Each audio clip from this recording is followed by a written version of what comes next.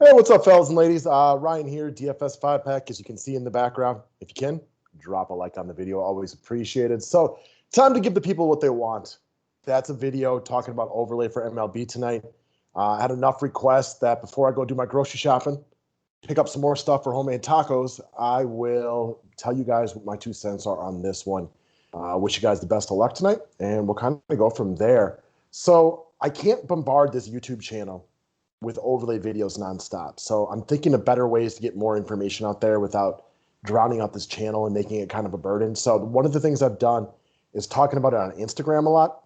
I got a link down there to Instagram below. And just kind of stay tuned for what I think is the best plan moving forward about getting more information out about overlay, about what could be beneficial for all of us. All right. So starting lineups are out. Let's go into the matchup shop. All right, so let's see here. I did bet Kershaw at -1.5, and now it's down to -2.5. Obviously, that makes me feel less comfortable because I wasn't super comfortable to begin this one in the first place. I still lean Kershaw because of the strikeout upside, Glasnow's first appearance in the World Series. But for all I know, Glasnow's got balls of steel and he's going to come out balling tonight. So I hesitate to go very heavy on this one. But if it was up to me and if I were to bet it at -2.5, I would still lean Kershaw, but I don't feel great about it. Versus Muncy. All right. Next up, we got Betts versus Seager. So I think it's pretty obvious that the right move here is going to be Corey Seager. I always laid some money here, but I think what you want to do, and for those of you who might be new to the sports betting world, which would be me, this is like fantasy sports mixed with sports betting. Like if you bet $1 on Seager, you get $2.25 back. If you bet $1 on Betts, you get $1.57 back. I mean, how can you lay good money on Betts on this one? Now, Seager's been better in the postseason. Not that Betts has been bad, but Seager's been just a little bit better because he's been phenomenal. As far as the splits go, Glasnow's not really a glaring split guy in a lot of ways. If you go back and look through him through the years, he's actually been a little harder on lefties. So that's not a point for Seager, but it's definitely not a point for him. So for me, do you think, would you rather get barely 1.5 times your money betting on Mookie Betts, or would you rather go with Corey Seager and get better than a 1-to-1 return on your money? That's why I have money on Seager.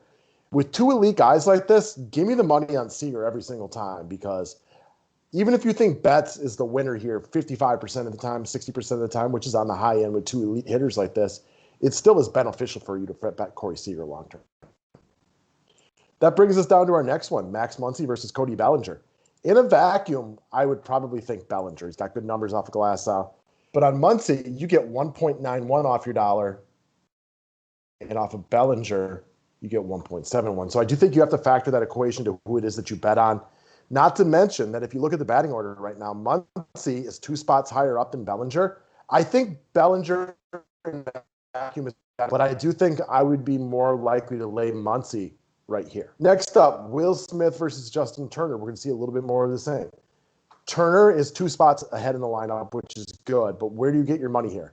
With Will Smith is -105, so you get $1.95 back.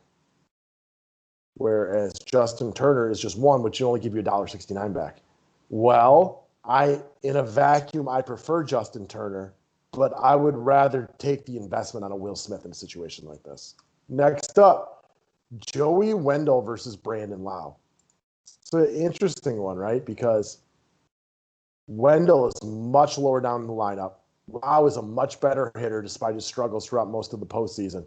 But you're telling me a -190 for Brandon Lowe. Think about this. To bet $1, I get $1.53 back. I mean, I don't like those odds at all. However, with Joey Wendle, I get 2.4 to 1 back. Well, I'll take the odds on that one because even though I think Lau's the better play, higher up in the batting order, started to get out of his struggles a little bit, I don't like the odds that I get with him. So, I'm not personally going to go heavy on this, but I'll lay a 5 spot on Joey Wendle right there, have a little fun with it. Submit that bad boy. Adames versus Zunino. Adames is 7. Zunino is bottom of the order. I mean, again, a -170 versus a +120. I think Adames is the better play, but I get much better odds with Zunino. So if I'm going to place a bet, it's going to be on Zunino. Margot versus Renfroe. So you bet $1 on Hunter Renfroe, you get $1.67 back. Margot, 1-1. Give me Margot.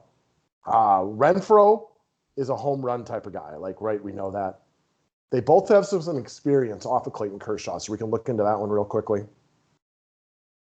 I don't think either of them are very good, but they're decent size due to their time in the NL West. So Hunter Renfroe is 3 of 22.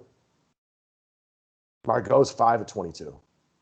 In the batting order, Margot is one spot behind him. I also think Margot is less likely to get pinch hit for. Give me Manuel Margot right here.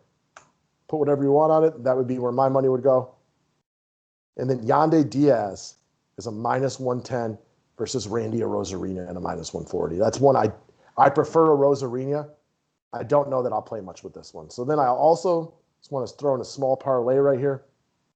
Give me my long shot odds.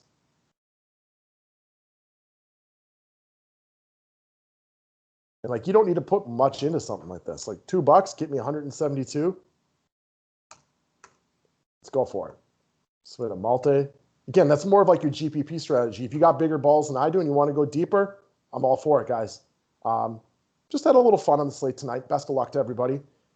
Don't forget to follow Overlay on Twitter, Instagram, and all those good things.